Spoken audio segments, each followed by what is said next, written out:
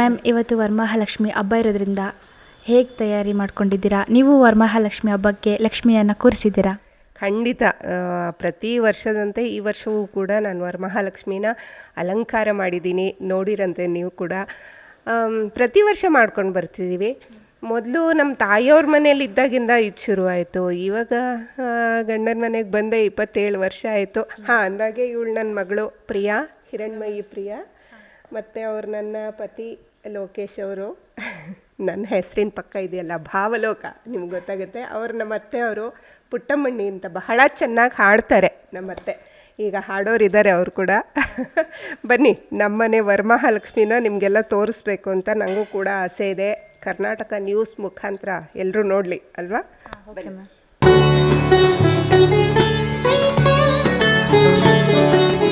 ಜನ ನೋಡಿ ನಮ್ಮನೆಯ ವರಮಹಾಲಕ್ಷ್ಮಿ. ಬಹುಶಃ ನಿಮ್ಗೆ ಇಷ್ಟ ಆಗುತ್ತೆ ಅಂತ ಅಂದ್ಕೊಳ್ತೀನಿ. ಮ್ಯಾಮ್, ತುಂಬ ಚೆನ್ನಾಗಿದೆ. ಪ್ರತಿ ವರ್ಷ ಕೂಡ ನಾನು ಸ್ವಲ್ಪ ಡಿಫ್ರೆಂಟಾಗಿ ಇಡಬೇಕು ಅಂತ ಬಯಸ್ತೀನಿ. ಯಾಕಂದರೆ ಅಲಂಕಾರ ಮಾಡೋದು ನೋಡಿ ಹೆಣ್ಮಕ್ಳಿಗೆ ಎಷ್ಟು ಖುಷಿ ಅಲ್ವಾ? ನಾವು ಕೂಡ ದಿನ ಅಲಂಕಾರ ಮಾಡ್ಕೋತೀವಿ. ಹಾಗೆ ವರ್ಷಕ್ಕೊಂದ್ಸಲ ಬರೋ ವರಮಹಾಲಕ್ಷ್ಮಿನ ಅಲಂಕಾರ ಮಾಡಲೇಬೇಕಲ್ವಾ? ಹಾಗಾಗಿ ಇಷ್ಟು ನನ್ನ ಕೈಯಲ್ಲಿ ಸಾಧ್ಯವಾದಷ್ಟು ಹೊಸ ರೀತಿಯಲ್ಲಿ ಅಲಂಕಾರ ಮಾಡೋಕ್ಕೆ ಇಷ್ಟಪಡ್ತೀನಿ. ಸೊ ಇವತ್ತಿನ ಈ ವರ್ಷದ್ದು ಹೀಗಿದೆ ನೋಡಿ. ಓಕೆ, ಪೂಜೆ ಮಾಡೋಣ ಅಲ್ವಾ? ಆದಿಲಕ್ಷ್ಮೀ ದೇವಿಗೆ ಆರತಿಯ ಎತ್ತಿರೆ, ಅರಿಶಿನ ಕುಂಕುಮ ಹಚ್ಚಿ ಹೂಮಾಲೆ ಹಾಕಿರೆ, ಧಾನ್ಯ ಲಕ್ಷ್ಮಿಗೆ ನೀವು ಧೂಪ ದೀಪ ಹಚ್ಚಿರೆ, ಧಾನ್ಯ ಲಕ್ಷ್ಮಿಗೆ ನೀವು ಧೂಪ ದೀಪ ಹಚ್ಚಿರೆ, ಕನಕ ಲಕ್ಷ್ಮಿಗೆ ನೀವು ನೈವೇದ್ಯವ ತನ್ನಿರೆ, ಕನಕ ಲಕ್ಷ್ಮಿಗೆ ನೀವು ನೈವೇದ್ಯವ ತನ್ನಿರೆ, ಆದಿಲಕ್ಷ್ಮೀ ದೇವಿಗೆ ಆರತಿಯ ಎತ್ತಿರೆ, ಅರಿಶಿನ ಕುಂಕುಮ ಹಚ್ಚಿ ಹೂಮಾಲೆ ಹಾಕಿರೆ, ಕ್ಷೀರಾಭ್ಯುದನಯೇ ಆನಂದ ನಿಲಯೇ ವಿಷ್ಣು ಪ್ರಿಯೇ ಪಾರೇ, ಕಮಲನಯನೆ ನಿಜ ಕಮಲವದನೆ ಕಮಲಾಕ್ಷ ವಲ್ಲಭೆ ಪಾರೇ, ಕ್ಷೀರಾಭ್ಯುದನಯೇ ಆನಂದ ನಿಲಯೇ ವಿಷ್ಣು ಪ್ರಿಯೇ ಪಾರೇ, ಕಮಲನಯನೆ ನಿಜ ಕಮಲವದನೆ ಕಮಲಾಕ್ಷ ವಲ್ಲಭೆ ಪಾರೇ, ಪುಷ್ಪ ಸುಗಂಧಿನಿ ಹರಿಣ ವಿನೋಚಿನಿ ಕರುಣೆಯನ್ನು ತೋರೆ, ಅನಂತ ರೂಪಿಣಿ ಚಿರ ಸುಖದಾಯಿನಿ ಇಷ್ಟಾರ್ಥವನು ತಾರೆ, ಆದಿಲಕ್ಷ್ಮೀ ದೇವಿಗೆ ಆರತಿಯ ಎತ್ತಿರೆ, ಅರಿಶಿನ ಕುಂಕುಮ ಹಚ್ಚಿ ಹೂಮಾಲೆ ಹಾಕಿರೆ, ಹೂಮಾಲೆ ಹಾಕಿರೆ, ಹೂಮಾಲೆ ಹಾಕಿರೆ. ಮ್ಯಾಮ್, ವರಮಹಾಲಕ್ಷ್ಮಿ ಹಬ್ಬವನ್ನು ಎಷ್ಟು ವರ್ಷದಿಂದ ಆಚರಣೆ ಮಾಡ್ತಿದ್ದೀರಾ ಮತ್ತು ಯಾವಾಗಿಂದ ವರಮಹಾಲಕ್ಷ್ಮಿಯನ್ನು ಮನೆಯಲ್ಲಿ ಕೂರಿಸ್ತಾ ಇದ್ದೀರಾ? ನಾನು ನಮ್ಮ ತಾಯಿ ಮನೇಲಿದ್ದಾಗಿಂದನೂ ನಂಗೆ ಗೊತ್ತು. ಪ್ರತಿ ವರ್ಷ ನಮ್ಮ ತಾಯಿಯವರು ಕೂರಿಸ್ತಾ ಇದ್ರು. ನಾವೆಲ್ಲ ಆವಾಗ ದಿವಾನ್ ಕಾಟ್ ಮೇಲೆ ದೊಡ್ಡ ಒಂದು ಏನೋ ಅಲಂಕಾರ ಎಲ್ಲ ಮಾಡಿ ವರಮಹಾಲಕ್ಷ್ಮಿನ ಕೂರಿಸ್ತಾ ಇದ್ವಿ. ಮತ್ತು ಆಗೆಲ್ಲ ತುಂಬ ಕಡಿಮೆ ಜನ ಮಾಡ್ತಿದ್ದಿದ್ದು. ಅಂದರೆ ನಮ್ಮಲ್ಲಿ ಒಂದು 4-5 ಮನೆಯವ್ರು ಮಾಡ್ತಿದ್ವಿ. ಎಲ್ಲರೂ ಕರಿತಿದ್ವಿ, ಅಕ್ಕಪಕ್ಕದ ಅರಿಶಿನ ಕುಂಕುಮಕ್ಕೆ ಬರ್ತಿದ್ರು. ಸಂಜೆ ಎಲ್ಲ ಸೇರಿ ಆರತಿ ಮಾಡಿ ದೀಪ ಹಚ್ಚಿ ಎಲ್ಲ ಮಾಡಿ ಅವ್ರಿಗೆಲ್ಲ ಕುಂಕುಮ ಕೊಟ್ಟು ಕಳಿಸ್ತಾ ಇದ್ವಿ. ಅವಾಗ ಖುಷಿ ಆಗ್ತಿತ್ತು ಅವ್ರಿಗೆಲ್ಲ. ಇವ್ರ ಮನೆಯಲ್ಲಿ ವರಮಹಾಲಕ್ಷ್ಮಿ ಮಾಡ್ತಾರೆ ಅಂತ ಎಲ್ಲರೂ ಬರೋರು, ಕರೆದವರೆಲ್ಲ ಬರ್ತಾಯಿದ್ರು. ಈಗ ಪ್ರತಿಯೊಬ್ಬರು ಮನೆಯಲ್ಲೂ ಮಾಡ್ತಾ ಇದ್ದಾರೆ. ಇದು ಮೊದಲು ವರಮಹಾಲಕ್ಷ್ಮಿ ವ್ರತ ಅಂತ ಮಾಡ್ತಿದ್ರು. ಈಗ ವ್ರತಕ್ಕಿಂತ ಮುಖ್ಯವಾಗಿ ವರಮಹಾಲಕ್ಷ್ಮಿಯನ್ನು ಅಲಂಕರಿಸಿ ಪೂಜೆ ಮಾಡೋದು ಪ್ರತಿಯೊಬ್ಬರಿಗೂ ಈಗ ಇಷ್ಟನೂ ಕೂಡ. ಪ್ಯಾಷನೇಟ್ ಆಗಿಬಿಟ್ಟಿದೆ ಇವಾಗ. ಸ್ವಲ್ಪ ಆಧುನಿಕ ಕಾಲದಲ್ಲಿ ಏನಾಗಿದೆ, ಎಲ್ಲರ ಮನೆಯಲ್ಲೂ ಮಾಡ್ತಾರೆ. ಅದು ವ್ರತ ಅನ್ನೋಕ್ಕಿಂತನೂ ಪೂಜೆ ಅಂತ ಹೇಳ್ಬೋದು ಇತ್ತೀಚಿನ ದಿನಗಳಲ್ಲಿ. ಆ ಥರ ಮಾಡ್ತಾರೆ. ಈಗ ಹಾಗೇ ಜೋರಾಗಿದೆ ಭರಾಟೆ. ಹಬ್ಬಗಳು ಅಂದರೆ ಶ್ರಾವಣ ಬಂತು ಅಂತಾದರೆ ನಾವೆಲ್ಲ ಏನು ಆಷಾಢ ಶುಕ್ರವಾರದಿಂದನೇ ದೇವಿ ಪೂಜೆಗಳು ಶುರುವಾಗುತ್ತೆ ಅಲ್ವಾ. ಹಾಗೆ ಆಷಾಢ ಆದಮೇಲೆ ಶ್ರಾವಣ ಬಂತು. ಶ್ರಾವಣದಲ್ಲೂ ಕೂಡ ದೇವಿಯನ್ನು ಆರಾಧನೆ ಮಾಡೋರು, ಪೂಜೆ ಮಾಡೋರು ಪ್ರತಿಯೊಬ್ಬರು ಮಾಡ್ತಾರೆ. ಶ್ರಾವಣ ಶನಿವಾರ ಅಂತೂ ಎಲ್ಲರೂ ಮಾಡ್ತಿದ್ರು. ಶ್ರಾವಣ ಶುಕ್ರವಾರದಲ್ಲಿ ಬರೋ ಈ ವರಮಹಾಲಕ್ಷ್ಮಿ ಹಬ್ಬ ಎಲ್ರಿಗೂ ಮಾಡಲಿಕ್ಕೆ ಖುಷಿ.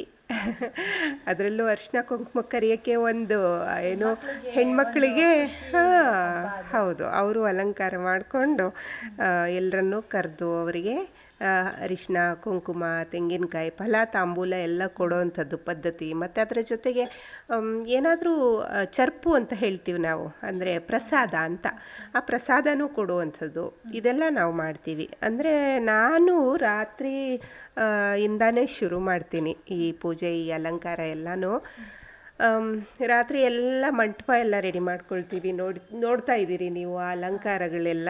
ಅದನ್ನೆಲ್ಲ ಸಾಧ್ಯವಾದವರು ಯಾವ್ಯಾವ ಅವರಿಗೆ ಇಷ್ಟವಾದ ರೀತಿಯಲ್ಲಿ ಮಾಡ್ಕೊಳ್ತಾರೆ. ನನಗೆ ನಾನು ಎಲ್ಲೆಲ್ಲೋ ಸಿಕ್ಕಿರೋ ಒಂದಷ್ಟು ವಸ್ತುಗಳನ್ನ ತೊಗೊಂಬಂದು ಅದನ್ನು ಜೋಡಿಸಿ ಅವರವರ ಅನುಕೂಲಕ್ಕೆ ತಕ್ಕಂತೆ ಮಾಡ್ತಾರೆ. ಹೌದು, ನಾನು ಇನ್ನು ಈ ಮನೆಗೆ ಬರೋಕ್ಕಿಂತ ಮೊದಲು ಅದು ಚಿಕ್ಕದೆ ದೇವ್ರ ಮನೆಯಲ್ಲೇ ಆದರೂ ಪರವಾಗಿಲ್ಲ, ಆದರೆ ಅಲ್ಲೇ ಅಲಂಕಾರ ಮಾಡಿ ರೆಡಿ ಮಾಡ್ತಾಯಿದ್ದೆ. ಇದು ರಾತ್ರಿಯಿಂದ ಶುರುವಾಗಿ ಎಲ್ಲ ಮಂಟಪ ಮೊದಲು ಅಲಂಕಾರ ಮಾಡಿ, ಆನಂತರ ಕಳಸಕ್ಕೆಲ್ಲ ರೆಡಿ ಮಾಡಿ, ಸಾರಿ ಎಲ್ಲ ಉಡಿಸಿ, ಆಮೇಲೆ ಬೆಳಗ್ಗೆ ಎದ್ದು ಅರ್ಲಿ ಮಾರ್ನಿಂಗ್ ಅಂದರೆ 4-4:15 ಎದ್ದು ಆ ಕಳಶನ ಸ್ಥಾಪನೆ ಮಾಡಿ, ಮತ್ತು ನಾವು ಪೂಜೆ ಮಾಡಿ ಎಲ್ಲ ಒಂಥರ ಸಾಂಗೋಪಾಂಗವಾಗಿ ಆಗಬೇಕು. ಸುಮ್ಮನೆ ಹೇಗೋ ಮಾಡೋದಲ್ಲ, ಮತ್ತು ಮಡಿಯಲ್ಲಾಗಬೇಕು. ಈ ಥರದ್ದೆಲ್ಲ ನಾವು ಮೊದಲಿಂದನೂ ಅದನ್ನು ನಡೆಸ್ಕೊಂಡು ಬಂದಿದ್ದೀವಿ. ಈಗಲೂ ಹಾಗೆ ನಡೀತಾ ಇದೆ. ಬಹುಶಃ ನಿಮ್ಮನೆಲ್ಲೂ ಕೂರಿಸ್ತೀರಿ ಅಂತ ಅಂದ್ಕೊಂಡಿದ್ದೀನಿ. ಹೌದು, ನಮ್ಮನೇಲೂ ಸಹ ಕೂರಿಸ್ತೀವಿ. ಓಕೆ. ಈಗ ಲಕ್ಷ್ಮಿ ಕೂರಿಸೋದು ಮೊದಲೆಲ್ಲ ನೋಡಿ, ಈಗ ಸೀರೆ ಉಡಿಸ್ತೀವಲ್ಲ, ಇದೆಲ್ಲ ಪ್ರತಿ ವರ್ಷವೂ ಚೇಂಜ್ ಆಗುತ್ತೆ. ನಾನಂತೂ ಪ್ರತಿ ವರ್ಷ ಚೇಂಜ್ ಮಾಡ್ತೀನಿ. ಈಗ ಸೀರೆ ಉಡ್ಸಿರುವಂಥದ್ದೇ ಬೊಂಬೆಗಳನ್ನ ಮಾಡಿಬಿಟ್ಟಿದ್ದಾರೆ. ಅದನ್ನು ತೊಗೊಂಬಂದ್ಬಿಟ್ಟು ಕೂರಿಸಿದ್ರೆ ಆಯಿತು, ಆ ಥರ. ಬಟ್ ಇದು ಒಂಥರ ನಮಗೆ ಖುಷಿ ಕೊಡುತ್ತೆ ಅಲಂಕಾರ ಮಾಡೋದು ಎಲ್ಲ. ಆಮೇಲೆ ಕೆಲವರೆಲ್ಲ ಫೋಟೋ ಇಟ್ಟು ಪೂಜೆ ಮಾಡ್ತಾರೆ, ಕೆಲವರು ಸೀರೆನ ಹಾಗೆ ಮಡಚಿ ಇಟ್ಟು ಪೂಜೆ ಮಾಡ್ತಾರೆ, ಕಳಶ ಇಟ್ಟು ಪೂಜೆ ಮಾಡ್ತಾರೆ. ಹಾಗೆ ಅವರವರ ಪದ್ಧತಿ ಹೇಗಿದೆಯೋ ಹಾಗೆ ಮಾಡ್ತಾ ಹೋಗ್ತಾರೆ. ಆನಂತರ ಹೀಗೆ ಆರತಿ ಮಾಡೋದು, ಹಾಡೋದು, ಮತ್ತು ಹಾಡಕ್ಕೆ ಬರೋರು ಹಾಡ್ಬೋದು. ಎಲ್ಲರೂ ಮನೇಲೂ ಹಾಡ್ಕೊಂಡು ದೇವಿಯನ್ನ ಪೂಜೆ ಮಾಡಲ್ಲ, ಬಟ್ ನಿಮ್ಮ ಮನೇಲಿ ಮಾಡ್ತೀರಾ? ಹೌದು, ನಮ್ಮ ಮನೆಯಲ್ಲಿ ನಮ್ಮ ಅತ್ತೆನೂ ಹಾಡ್ತಾರೆ, ನಾನು ಸುಮಾರಾಗಿ ಹಾಡ್ತೀನಿ. ಹಾಗೆ ಮಗಳು ಹಾಡ್ತಾಳೆ, ಇವತ್ತು ಯಾಕೋ ಹಾಡಲಿಲ್ಲ ಅವಳು. ನಮಗೆ ಅನುಕೂಲ ಹೇಗಿರುತ್ತೋ ಹಾಗೆ ಮಾಡ್ಬೋದು. ಒಂದೇನು ನಾನು ಹೇಳ್ತೀನಂದರೆ, ಯಾವುದೇ ಒಂದು ದೇವಿಯ ಆರಾಧನೆ ಇರಬಹುದು ಅಥವಾ ನಾವು ಭಕ್ತಿಯಿಂದ ಪೂಜೆ ಮಾಡೋದು, ಅದ್ರ ಮೇಲೆ ಒಂದೇ ಒಂದು ತುಳಸಿ ದಳ ಇಟ್ಟರು ಸಾಕು ಅಂತ ಹೇಳ್ತಾರೆ. ಬಿಲ್ವಪತ್ರೆ ಇಟ್ಟರು ಶಿವನಿಗೆ ಅರ್ಪಣೆ ಆಗುತ್ತೆ ಅಂತ. ನಾವು ಅಲಂಕಾರ ಮಾಡಬೇಕು ಅಂತ ಏನಿಲ್ಲ, ಆದರೆ ಇದೆಲ್ಲವೂ ನಮ್ಮ ಸಂಪ್ರದಾಯವನ್ನು ನೆನಪಿಸುತ್ತೆ, ಮತ್ತು ಅದರ ಖುಷಿನೇ ಬೇರೆ ಅಲ್ವಾ. ಹಾಗಾಗಿ ನಾವು ಎಲ್ಲವನ್ನೂ ಮಾಡಿದ್ರೆ ನಾವು ಮುಂದಿನ ಪೀಳಿಗೆಗೆ ಉಳಿಸ್ಬಹುದು ಅಲ್ವಾ. ಎಷ್ಟೋ ಆಚರಣೆಗಳು ಇವತ್ತು ಮರೆಯಾಗ್ತಾ ಇದ್ದಾವೆ, ನಾವು ನೋಡ್ತಾ ಇದ್ದೀವಿ. ಮೊದಲೆಲ್ಲ ತುಂಬ ಅದ್ಧೂರಿಯಾಗಿ ಇಡೀ ಊರಿಡೀ ಸೇರಿಕೊಂಡು ಹಬ್ಬಗಳನ್ನ ಮಾಡ್ತಾಯಿದ್ರು. ಆಮೇಲೆ ಹಬ್ಬ ಅಂದರೆ ಏನು ಗೊತ್ತಾ, ಎಲ್ಲ ನೆಂಟರು ಇಷ್ಟರು ಬಂಧು ಬಳಗ ಎಲ್ಲರನ್ನ ಕರೆದು ಮನೇಲಿ ಊಟಕ್ಕೆ ಹಾಕಿ ಒಟ್ಟಿಗೆ ಸೇರ್ಕೊಂಡು ಖುಷಿ ಪಡುವಂಥ ಸಂಭ್ರಮ ಇರ್ತಾಯಿತ್ತು. ಈಗೆಲ್ಲ ಹಬ್ಬ ಅಂದರೆ ಚೆನ್ನಾಗಿ ಎಲ್ಲ ಬಟ್ಟೆ ಹಾಕ್ಕೊಂಡು ಟಿ ವಿ ನೋಡಿಕೊಂಡು ಶಾಪಿಂಗ್ ಮಾಡ್ಕೊಂಡು ಆ ಥರ ಆಗಿಬಿಟ್ಟಿದೆ. ಹಬ್ಬ ಅಂದರೆ ಒಟ್ಟಾಗಿ ಸೇರೋದು ಬಿಟ್ಬಿಟ್ಟಿದ್ದೀವಿ ಈಗ. ಅಂದರೆ ಅವಾಗ ವರಮಹಾಲಕ್ಷ್ಮಿ ಹಬ್ಬ ಅಂದರೆ ತುಂಬ ಕಮ್ಮಿ ಮಾಡ್ತಿದ್ದಿದ್ದು. ಅಂದರೆ ಆ ವರಮಹಾಲಕ್ಷ್ಮಿಯನ್ನ ಕೂರಿಸಿ ಹಬ್ಬಕ್ಕೆ ಹೇಳ್ತಾ ಇಲ್ಲ, ಹಬ್ಬ ಅಂದ್ರೇ ಆಚರಣೆ ಹೇಗಾಗಿದೆ ಅಂದರೆ, ಸುಮ್ಮನೆ ಹಬ್ಬದಲ್ಲಿ ಹೇಗೂ ರಜೆ ಸಿಗುತ್ತೆ, ಹೊರಗಡೆ ಓಡಾಡೋಣ, ತಿರುಗಾಡೋಣ, ಆ ಥರ ಆಗಿಬಿಟ್ಟಿದೆ. ಅಂದರೆ ನಾ ಹೇಳೋದು, ಒಟ್ಟು ಕುಟುಂಬದಲ್ಲಿ ನಾವು ಹಬ್ಬ ಮಾಡಿದಾಗ, ಆಚರಣೆ ಮಾಡಿದಾಗ ಎಷ್ಟು ಸಂಭ್ರಮ ಅಲ್ವಾ. ಅಂದರೆ ನಮಗೆ ನೋಡಿ, ಮೌಲ್ಯ ಇರ್ತಾಯಿತ್ತು ಆವಾಗಿನ ಕಾಲದಲ್ಲಿ. ಅಜ್ಜಿ, ತಾತ, ದೊಡ್ಡಪ್ಪ, ಚಿಕ್ಕಪ್ಪ ಎಲ್ಲರೂ ಮನೆಯಲ್ಲಿ ಇರ್ತಾಯಿದ್ರು. ಅವರೆಲ್ಲರೂ ಒಟ್ಟಿಗೆ ಅತ್ತೆ ಮಾವಂದರು ಬರೋರು, ಬೇರೆ ಊರುಗಳಿಗೆ ಕೊಟ್ಟಿರ್ತಾರಲ್ಲ ಹೆಣ್ಮಕ್ಳನ್ನು, ಅವರು ತವ್ರ ಮನೆಗೆ ಬಂದು ಹಬ್ಬ ಮಾಡೋರು. ಇನ್ನೇನು ಗೌರಿ ಹಬ್ಬ ಕೂಡ ಹತ್ತಿರ ಬರ್ತಾಯಿದೆ. ಹಾಗೆ ಎಲ್ಲ ಹಬ್ಬಗಳು ಕೂಡ ಒಂದು ಸಂಭ್ರಮ ಇರ್ತಾಯಿತ್ತು. ಈಗ ನಮಗೆ ನಾವೇ ಸಂಭ್ರಮ ಪಟ್ಕೋಬೇಕಷ್ಟೆ. ಅಂದರೆ ಕಡಿಮೆ ಆಗಿಬಿಟ್ಟಿದೆ, ಓಡಾಟ ಕಡಿಮೆ ಆಗಿದೆ. ಒಂದು ಕಡೆ ಅವ್ರವ್ರ ಮನೆಗಳಲ್ಲೇ ಮಾಡೋದ್ರಿಂದಾಗಿ ಹಬ್ಬಗಳ ಒಂದು ಆಚರಣೆ ಅವರವರಿಗೆ ಸೀಮಿತ ಆಗಿಬಿಟ್ಟಿದೆ ಅಂತ ನನಗನ್ಸುತ್ತೆ. ಬಟ್ ನನಗಂತೂ ಖುಷಿ ಈ ಹಬ್ಬ ಮಾಡೋದು. ಎಲ್ಲ ಹಬ್ಬಗಳನ್ನೂ ಮಾಡ್ತೀನಿ ನಾನು. ಈ ಹಬ್ಬ ಅಂತೂ ವರಮಹಾಲಕ್ಷ್ಮಿ ಪ್ರತಿ ವರ್ಷ ಕಾಯ್ತಾ ಇರ್ತೀನಿ. ಅರಿಶಿನ ಕುಂಕುಮ ಎಲ್ಲ ಕೊಡ್ತೀವಲ್ಲ, ಮತ್ತು ನಾವೇ ಕಲಶವನ್ನು ರೆಡಿ ಮಾಡೋದ್ರಿಂದ ಮತ್ತು ತಟ್ಟೆನ ತುಂಬೋದು, ಅದೆಲ್ಲ ತುಂಬ ಖುಷಿ ಕೊಡೋ ವಿಷಯ. ಹೌದು, ಹೆಣ್ಮಕ್ಳು ನಿಜವಾಗಿ ನನಗೂ ತುಂಬ ಖುಷಿಯಾಗುತ್ತೆ. ಈ ಥರದ ಆಚರಣೆಗಳನ್ನ ನಾವು ಏನು ಮುಂದುವರಿಸ್ಬೇಕು ಅಷ್ಟೇ, ನಾನು ಅದೊಂದೇ ಹೇಳೋದು. ಅವಾಗೆಲ್ಲ ಹಬ್ಬ ಅಂದರೆ ಒಂದು ವ್ರತದ ಥರ ಮಾಡ್ತಿದ್ರು. ಬಟ್ ಈಗಿನ ಜನ್ರೇಷನಲ್ಲಿ ಹೇಗಿದೆ ಅಂದರೆ, ಹಬ್ಬ ಅಂದರೆ ಒಂದು ತಟ್ಟೆಗೆ ಅವ್ರ ಹತ್ರ ಇರೋ ಒಡವೆಗಳನ್ನ ಜಾಸ್ತಿ ಹಾಕೋದು, ಇಲ್ಲಾಂದರೆ ದೇವಿಯನ್ನು ತುಂಬ ಚೆನ್ನಾಗಿ ಅಲಂಕಾರ ಮಾಡುವಂಥದ್ದು, ಇಲ್ಲ ಅಂದರೆ ತುಂಬ ಒಡವೆ, ವಸ್ತ್ರ ಮತ್ತು ಅಮೌಂಟ್ ಏನಿರುತ್ತೆ ಹಣಗಳನ್ನು ಮಡಗಿ ತುಂಬ ಚೆನ್ನಾಗಿ ಅಲಂಕಾರ ಮಾಡ್ಬಿಟ್ಟು ಒಂದು ಸ್ಟೇಟಸ್ ಹಾಕಿದ್ರೆ ಮುಗ್ದೋಗ್ಬಿಡುತ್ತೆ ಅಲ್ಲಿಗೆ ಹಬ್ಬ. ಇವಾಗ ಆ ಥರ ಆಗೋಗ್ಬಿಟ್ಟಿದೆ ಮ್ಯಾಮ್. ಹಬ್ಬಗಳು ಸ್ಟೇಟಸ್ಗೆ ಮಾತ್ರ ಸೀಮಿತ ಆಗ್ಬಿಟ್ಟಿದೆ. ಆಮೇಲೆ ಸ್ಟೇಟಸ್ ಅಂದರೆ ಬರೀ ವಾಟ್ಸಪ್ ಸ್ಟೇಟಸ್ ಅಲ್ಲ, ಸ್ಟೇಟಸ್ನ ತೋರಿಸ್ಕೊಳ್ಳೋದು ಆಗ್ಬಿಟ್ಟಿದೆ. ಆದರೆ ಅದು ಹಾಗಲ್ಲ. ಏನಂದರೆ ಪ್ರತಿ ವರ್ಷ ಕೂಡ ಅದರ ಏನು ಮೌಲ್ಯ ಎಲ್ಲೋ ಕಡಿಮೆ ಆಗ್ತಿದೆ ಅಂತ ನಂಗೆ ಅನಿಸುತ್ತೆ. ಅಂದರೆ ಭಕ್ತಿಗಿಂತ ಹೆಚ್ಚಾಗಿ ತೋರಿಕೆ ಜಾಸ್ತಿ ಆಗ್ಬಿಟ್ಟಿದೆ ಅಂತ. ಆ ಹಬ್ಬನ ವ್ರತದ ಥರ ಮಾಡ್ತಿಲ್ಲ. ಅಂದರೆ ನಮ್ಮಲ್ಲಿರೋ ಏನೋ ಒಂದು ವಸ್ತುವನ್ನು, ನಮ್ಮದು ಏನೇ ಇರಲಿ, ಅಂದರೆ ಹಣ ಆಗಿರ್ಬೋದು, ಹಣ್ಣುಗಳು ಮತ್ತು ದೇವರಿಗೆ ಅಲಂಕಾರ ಮಾಡಿರೋದ್ರಿಂದ ಆಗಿರ್ಬೋದು, ಪ್ರತಿಯೊಂದೂ ಅಷ್ಟೇ ತುಂಬ ಚೆನ್ನಾಗಿ ಕಾಣಿಸ್ಬಿಡ್ತು ಅಂದರೆ ಮುಗೀತು ಅಲ್ಲಿಗೆ ಹಬ್ಬ. ಅಷ್ಟೇ ಸೀಮಿತ ಆಗ್ತಾ ಇದೆ. ಹೇಳ್ತಾ ಇದ್ರು ಅಂದರೆ ನಾವೆಲ್ಲ ಮೊದಲು ಅವ್ರ ಟೈಮಲ್ಲಿ ಏನು ಮಾಡ್ತಿದ್ರಂತೆ, 16 ಥರದ ತಿಂಡಿಗಳನ್ನ ಮಾಡ್ತಾಯಿದ್ರು. ಚಕ್ಲಿ, ಕೋಡ್ಬಳೆ, ನಿಪ್ಪಟ್ಟು, ರವೆ ಉಂಡೆ ಮತ್ತು ಮಿಠಾಯಿಗಳು, ಅದೆಲ್ಲ ಸ್ವೀಟ್ ಎಲ್ಲನೂ ಮಾಡಿ 16 ಥರ ದೇವಿ ಮುಂದೆ ಜೋಡಿಸ್ತಾ ಇದ್ರಂತೆ. ಅಂದರೆ ಈಗ ನಾವು ಅಷ್ಟೊಂದೆಲ್ಲ ಮಾಡೋಕ್ಕೆ ಪುರ್ಸೊತ್ತು ಇಲ್ಲ, ಮತ್ತು ಎಲ್ಲರೂ ಕೆಲಸ ಮಾಡೋರು, ಹೊರಗಡೆ ಹೋಗೋರು, ಹಾಗಾಗಿ ಪುರ್ಸೊತ್ತಿಲ್ಲ ನೋಡಿ. ಹಾಗಾಗಿ ತುಂಬ ಕಡಿಮೆ ಮಾಡುವಂಥದ್ದು. ಆದರೆ ಹಣ್ಣುಗಳಿಟ್ಟು ಪೂಜೆ ಮಾಡೋದು, ಅಂದರೆ ನಮ್ಮ ಅನುಕೂಲಕ್ಕೆ ತಕ್ಕಂಗೆ ಅದು ಹಬ್ಬಗಳ ಆಚರಣೆನೂ ಕೂಡ ಕಡಿಮೆ ಆಗ್ತಾ ಹೋಗುತ್ತೆ. ನನಗಂತೂ ಖುಷಿ ಇದೆ ಅಮ್ಮ ಈ ಥರದ ಹಬ್ಬ ಮಾಡೋದು, ಬಹಳ ಸಂತೋಷ. ಇವ್ರು ನಮ್ಮ ಅತ್ತೆಯವರು, ಬಿ ಕೆ ಪುಟ್ಟಮಣ್ಣಿಯವರು, ತುಂಬ ಸೊಗಸಾಗಿ ಹಾಡ್ತಾರೆ. ನೀವು ಅವ್ರ ಹಾಡನ್ನು ಕೇಳಬೇಕು. ಅತ್ತೆ, ದಯವಿಟ್ಟು ಹಾಡಿ.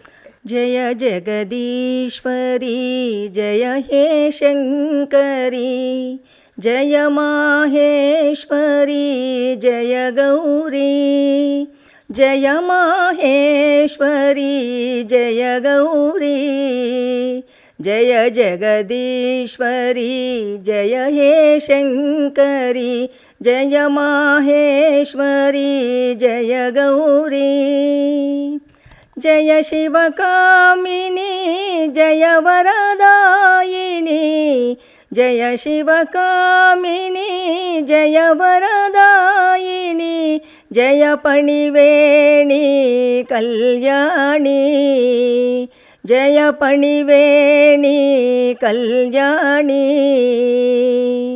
ಜಯ ಶಿವರಮಣಿ ಜಯ ರುದ್ರಾಣಿ ತ್ರಿಶೂಲಪಾಣಿ ಶೋಭಿನಿ, ಜಗನ್ಮೋಹಿನಿ ದಯಾವಾಹಿನಿ ಪಾಪಹಾರಿಣಿ ಪಾವನಿ, ಜಯ ಶಿವರಮಣಿ ಜಯ ರುದ್ರಾಣಿ ತ್ರಿಶೂಲಪಾಣಿ ಶೋಭಿನಿ, ಜಗನ್ಮೋಹಿನಿ ದಯಾವಾಹಿನಿ ಪಾಪಹಾರಿಣಿ ಪಾವನಿ, ಜಯ ಶುಭವಾಣಿ ಜಯತು ಭವಾನಿ, ಜಯ ಶುಭವಾಣಿ ಜಯತು ಭವಾನಿ, ಜಯ ಪಣಿವೇಣಿ ಕಲ್ಯಾಣಿ, ಜಯ ಜಗದೀಶ್ವರಿ ಜಯ ಹೇ ಶಂಕರಿ, ಜಯ ಮಾಹೇಶ್ವರಿ ಜಯ ಗೌರಿ, ಜಯ ಮಾಹೇಶ್ವರಿ ಜಯ ಗೌರಿ.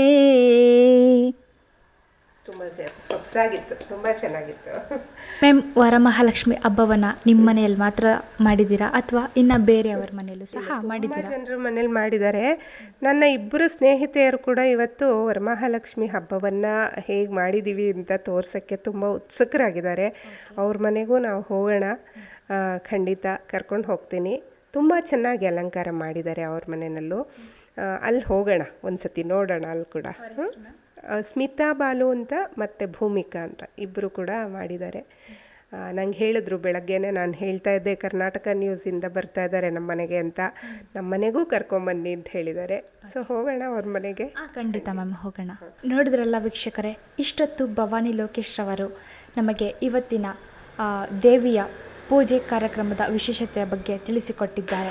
ತುಂಬ ಚೆನ್ನಾಗಿ ಅಲಂಕಾರವನ್ನು ಮಾಡಿದ್ದಾರೆ ಮತ್ತು ಇವತ್ತಿನ ವಿಶೇಷತೆಯ ಬಗ್ಗೆ, ದೇವಿಯನ್ನು ವ್ರತಕ್ಕೋಸ್ಕರ ಯಾವ ರೀತಿಯ ಪೂಜೆಯನ್ನು ಮಾಡಬೇಕು, ಅದರ ಪದ್ಧತಿ ಏನು ಎಂಬುದನ್ನು ಎಲ್ಲನೂ ಸ್ಪಷ್ಟವಾಗಿ ತಿಳಿಸಿಕೊಟ್ಟಿದ್ದಾರೆ.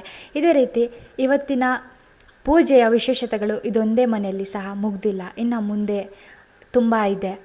ಬೇರೆ ಮನೆಗಳಲ್ಲೂ ಸಹ ಯಾವ ರೀತಿಯಾದಂತಹ ವರಮಹಾಲಕ್ಷ್ಮಿ ಹಬ್ಬದ ಪೂಜೆ ಪುನಸ್ಕಾರಗಳು ನಡೆಯುತ್ತವೆ, ಅವನ್ನು ತೋರಿಸ್ಕೊಡ್ತೇನೆ.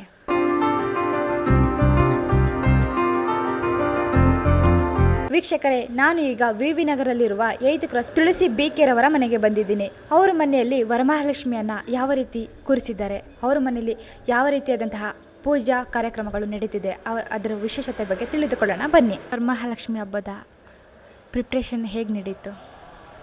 ಏನಿಲ್ಲ, ಬೆಳಗ್ಗೆ 6 ಗಂಟೆಗೆ ಎದ್ವಿ, ಎಲ್ಲ ಮನೆಯೆಲ್ಲ ಕ್ಲೀನ್ ಮಾಡಿದ್ವಿ. ಆಮೇಲೆ ರಂಗೋಲಿ ಹಾಕಿದೆ. ಅದಾದಮೇಲೆ ದೇವ್ರ ಮನೆಯೆಲ್ಲ ಕ್ಲೀನ್ ಮಾಡಿಕೊಂಡು ದೇವ್ರ ಸೀರೆ ಎಲ್ಲ ಉಡಿಸಿ ಲಕ್ಷ್ಮೀ ಪೂಜೆ ಆರತಿ ಎಲ್ಲ ಮಾಡಿ ಅಷ್ಟೆ. ಪೂಜೆ ಆರತಿ ಮಾಡಿ ಇವಾಗ ಬಂದವ್ರಿಗೆಲ್ಲ ಕುಂಕುಮ ಅರ್ಶಿನ ಕೊಡೋದು. ವರಮಹಾಲಕ್ಷ್ಮಿ ಹಬ್ಬದ ವಿಶೇಷತೆ ಬಗ್ಗೆ ತಿಳಿಸಿ ಮೇಡಮ್. ಅಂದರೆ ವರಮಹಾಲಕ್ಷ್ಮಿ ಹಬ್ಬಕ್ಕೆ ನಾವು ನಿನ್ನೆಯಿಂದನೇ ಪ್ರಿಪ್ರೇಷನ್ ಮಾಡ್ಕೊತಾ ಇದ್ದೀವಿ. ನಿನ್ನೆ ಎಲ್ಲ ನನ್ನ ಮಗಳು ಎಲ್ಲ ಕ್ಲೀನ್ ಮಾಡಿ ಎಲ್ಲ ರೆಡಿ ಮಾಡಿದ್ಲು. ಇವತ್ತಿಂದ ಬೆಳಿಗ್ಗೆ ಎದ್ದು ಪೂಜೆ ಮಾಡಿ ಅಲ್ಲೆಲ್ಲ ಮುಗಿಸಿ ನಮ್ಮ ಅಕ್ಕನ ಮನೆಗೆ ಬಂದಿದ್ದೀನಿ. ಇಲ್ಲಿ ಎಲ್ಲ ಮಾಡ್ತಾಯಿದ್ದಾರೆ ಹಬ್ಬದ ಅಡುಗೆ, ಒಬ್ಬಟ್ಟು ಮತ್ತು ಪುಳಿಯೋಗರೆ ಎಲ್ಲ ಮಾಡ್ತಾಯಿದ್ದಾರೆ. ಎಲ್ಲ ಸೇರಿ ಒಟ್ಟಿಗೆ ಹಬ್ಬ ಮಾಡ್ತಾಯಿದ್ದೀವಿ. ನಾವು ಪ್ರತಿ ವರ್ಷವೂ ಮೊದಲನೇ ಶ್ರಾವಣದಲ್ಲಿ ನಾವು ನರಸಿಂಹಸ್ವಾಮಿ ಪೂಜೆ ಮಾಡ್ತೀವಿ. ನಮ್ಮ ಮನೆ ದೇವರು ಶ್ರೀ ಲಕ್ಷ್ಮೀ ನರಸಿಂಹಸ್ವಾಮಿ.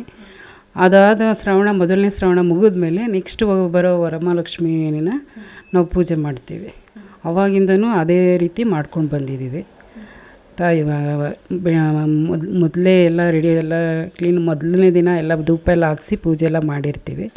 ನೆಕ್ಸ್ಟು ಎಲ್ಲ ರೆಡಿ ಮಾಡ್ಕೊಂಡು ನೈಟೆಲ್ಲ ಫುಲ್ ಎಲ್ಲ ಸೀರೆ ಎಲ್ಲ ರೆಡಿ ಮಾಡಿ ಎಲ್ಲ ದೇವ್ರಿಗೆಲ್ಲ ಉಡಿಸಿ ಹಣ್ಣುಗಳು ಎಲ್ಲ ತಟ್ಟೆ ಎಲ್ಲ ಜೋಡಿಸ್ಬಿಟ್ಟು ಎಲ್ಲ ರೆಡಿ ಮಾಡಿರ್ತೀವಿ.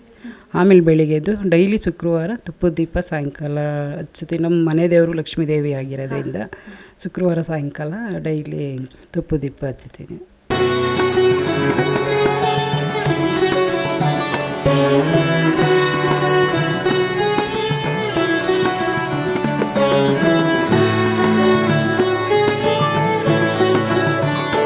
ಮೇಡಮ್, ಎಷ್ಟು ವರ್ಷದಿಂದ ಲಕ್ಷ್ಮಿಯನ್ನು ಕೂರಿಸ್ತಾ ಇದ್ದೀರಾ ಮತ್ತು ಈ ಹಬ್ಬವನ್ನು ಎಷ್ಟು ವರ್ಷದಿಂದ ಆಚರಣೆಯನ್ನು ಮಾಡ್ತಾಯಿದ್ದೀರಾ? ನಮ್ಮ ಮದುವೆಗೆ 15 ವರ್ಷದಿಂದ ಆಚರಣೆ ಮಾಡ್ತಾಯಿದ್ದೀನಿ. ಆದರೆ ಈ ಪ್ರತಿ ವರ್ಷಕ್ಕಿಂತ ಈ ಬಾರಿ ಸ್ವಲ್ಪ ಇನ್ನೂ ಗ್ರ್ಯಾಂಡಾಗಿ ಮಾಡಿದ್ದೀನಿ. ಮೋಸ್ಟ್ಲಿ ನೀವು ಬರೋ ಉದ್ದೇಶಕ್ಕೇ ಇದು ಗ್ರ್ಯಾಂಡ್ ಆಗಿದೆ ಅನಿಸುತ್ತೆ. ಅಂದರೆ ನಾವು ಅಮ್ಮನ ಮನೇಲೂ ಮಾಡ್ತಾಯಿದ್ವಿ, ಹಾಗೆ ಅಮ್ಮನ ಮನೆಯಿಂದ ಮಾಡಿ ಹಾಗೆ ಗಂಡನ ಮನೇಲೂ ಪದ್ಧತಿ ರೂಢಿ ಮಾಡ್ಕೊಂಡು ಬಂದಿದ್ದೀವಿ.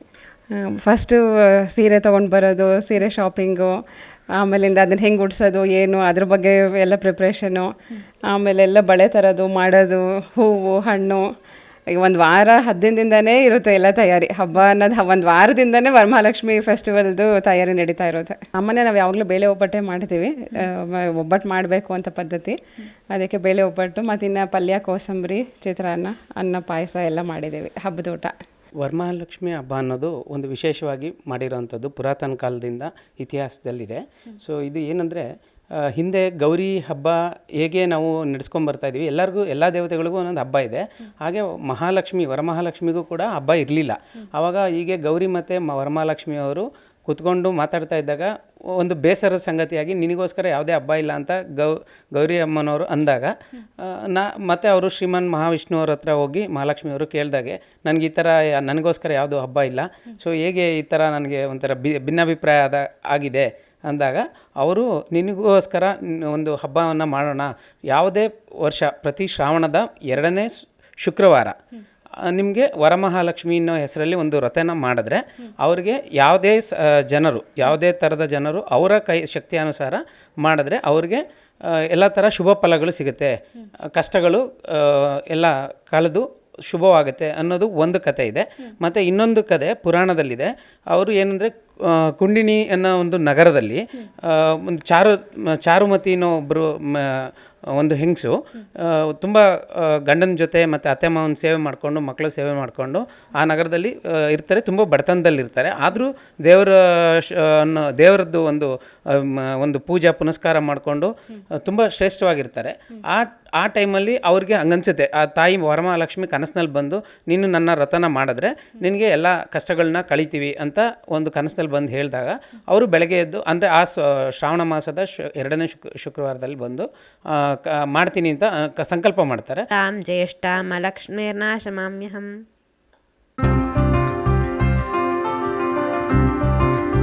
ವಿಶೇಷತೆಯನ್ನು ಕುರಿತು ಹಲವಾರು ಜನರು ತಮ್ಮ ತಮ್ಮ ಅನಿಸಿಕೆಗಳನ್ನು ಹೇಳಿದ್ದಾರೆ ಮತ್ತು ದೇವರ ವಿಶೇಷತೆ ಬಗ್ಗೆ ತಿಳಿಸಿಕೊಟ್ಟಿದ್ದಾರೆ. ಇದೇ ರೀತಿ ಮಾಹಿತಿಗಾಗಿ, ವಿಡಿಯೋಗಾಗಿ ನೀವು ನೋಡ್ತಾ ಇರಿ ಕರ್ನಾಟಕ ನ್ಯೂಸ್. ಕರ್ನಾಟಕ ನ್ಯೂಸನ್ನು ಲೈಕ್ ಮಾಡಿ, ಶೇರ್ ಮಾಡಿ ಮತ್ತು ಸಬ್ಸ್ಕ್ರೈಬ್ ಮಾಡಿ. ಕ್ಯಾಮ್ರಾ ಪರ್ಸನ್ ಸಂಕರ್ ಜೊತೆ ನಾನು ನಿಮ್ಮ ಸಂಜನಾ.